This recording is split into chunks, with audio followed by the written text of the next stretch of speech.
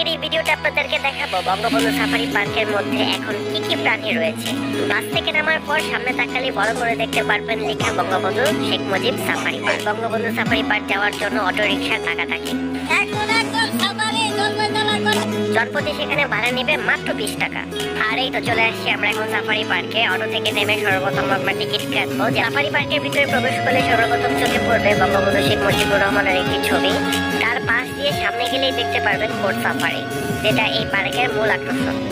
Court সাফারিতে জনপ্রতি ticket মূল্য 150 টাকা, যদি স্টুডেন্ট হয় তাহলে পড়বে 50 টাকা। আমরা দুইজন তো দুইটা টিকিট কিনি।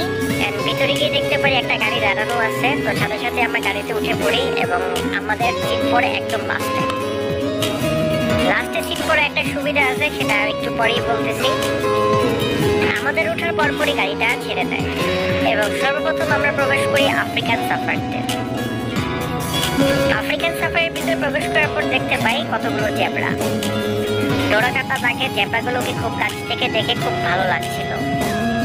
ওকে, বাসের একদম লাস্টে বসলে পিছন সাইডে দেখার একটা অ্যাডভান্টেজ পাবেন, যেটা কিন্তু মাঝখানে বা সামনে বসলে পাবেন না। জেব্রা দেখা শেষ না হলে সামনে গিয়ে দেখি জিরাফ।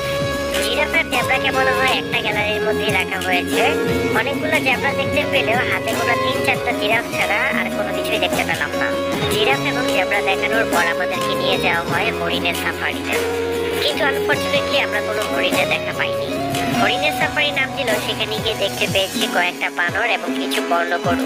তাছাড়া তেমন কোনো কিছু আর চোখে পড়েনি। হরিণের প্যাভিলিয়ন দেখা শেষ করে আমাদের নেক্সট নিয়ে যায় কালো ভাল্লুক দেখাতে।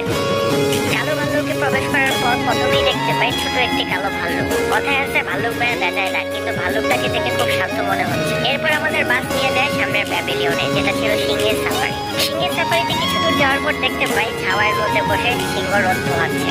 সিংহরা মূলত দল বেঁধে থাকতে পছন্দ করে, কিন্তু সেই জায়গায় মাত্র একটা সিংহ দেখে বেশ অবাক হলাম। যাই হোক, সিংহ দেখা পেয়েছি এই মনে খুশি নেই আমরা পরবর্তী গ্যালারি ভাগের গ্যালারিতে প্রবেশ করি। অনেকক্ষণ খোঁজাখুঁজি করার পরও ভাগের দেখা পাচ্ছিলাম না। অতঃপর কিছু দূর সামনে চোখ যেতেই দেখা পেলাম দুটি ভাগ বসে আছে। এগুলো ছিল রয়্যাল বেঙ্গল টাইগার। আমাদের বাসটি বাঘের খুব কাছাকাছি গিয়েছিল সাফারি কিংডমে। আমরা জনপ্রতি 100 টাকা দিয়ে 5 প্রকারের পাখি দেখার জন্য টিকিট কেটে নেই। এটা কোনটা ভাইয়া? এখানে মেকাও পাখি, প্যারট পাখি, তার পাশে কোরিয়ান আর সামনে গেলে ময়ূর। টিকিটটা ফেলবেন না, টিকিটের সাথে রাখবেন। কিংডমের সবচেয়ে আকর্ষণীয় এই মেকাও পাখি। এটা ব্রাজিলের জাতীয় পাখি। মূলত অ্যামাজন রেইন ফরেস্টে এসব পাখির দেখা মেলে।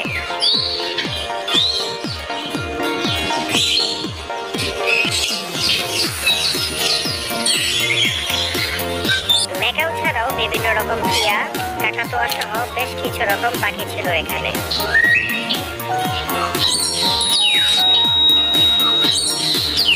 পাখি দেখে শেষ করে আমরা নেক্সট চলে যাই অ্যাকোরিয়াম গ্যালারিতে। পাশাপাশি এই গ্যালারিটা।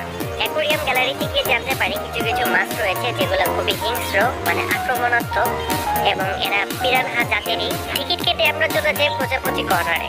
ভিতরে ঢোকার আগে মনে করছিলাম অনেক প্রজাপতি থাকবে, বাট সেরকম কিছুই ছিল না। সেখানে হাতে গোনা মাত্র কয়েকটা প্রজাপতি ছিল। প্রজাপতি গ্যালারি দেখা শেষ করে বেরিয়ে পড়ি এন্ড আমরা যাই মাছের খেলা দেখতে। ইন্দোনেশিয়া থেকে আনা কাপ মাছের খেলা দেখতে, যেখানে মাছকে খাবার দিলে মাছগুলো এসে সামনে একসাথে জড়ো হয় এবং ওই সিনটা দেখতে অনেক সুন্দর লাগে। কুমির না পেয়ে কিছুটা হতাশ হলাম, বাট সামনের কাছে গিয়ে দেখতে পেলাম 2টা কুমির ওই জায়গায় রাখা এবং একটা আরেকটাকে মারতেছিল। মনে হয় বলতেছিল এটা আমার জায়গা, তুই এখান থেকে চলে যা এবং কিছু।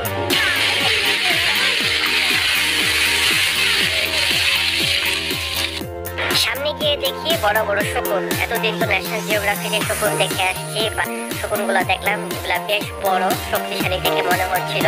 মদন টাক, এগুলাকে মূলত নদ নদী এবং হ্রদ এলাকায় দেখা যায় এবং এরা সাধারণত নদীতে মাছ শিকার করে থাকে এবং সারা বিশ্বে এই পাখিগুলো বিরল এবং বিপন্ন হিসেবে পরিচিত। অনেকে এদেরকে হারিগিলাও বলে থাকে। দেখে সামনে আসতেছিল এবং ইমু পাখির ঠিক পরের খাঁচাতেই উট পাখি রাখা।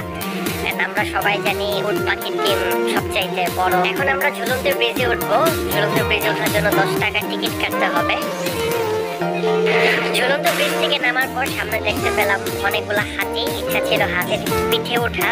শুক্র এবং শনিবার 2 দিন হাতির পিঠে ওঠার ব্যবস্থা থাকে, আদারওয়াইজ অন্যান্য দিন হাতির পিঠে ওঠা যায় না। এরপর বেশ কিছু দূর হেঁটে সামনে যাই, সামনে গিয়ে দেখতে পারি ময়ূর। এখানে অনেকগুলো ময়ূর রাখা রয়েছে, পুরুষ ময়ূর এবং হচ্ছে মহিলা ময়ূর। যেগুলার পালক আছে, অর্থাৎ যেগুলা নীল কালার, এগুলো হচ্ছে পুরুষ ময়ূর। আর যেগুলা গায়ের রং নেই, এগুলো হচ্ছে মেয়েলি স্ত্রীলিঙ্গ ময়ূর আর কি। আস্তে আস্তে আমরা কিন্তু সবকিছুই কভার করে ফেলছি, আমার মতে কোনো কিছুই আর বাকি নাই।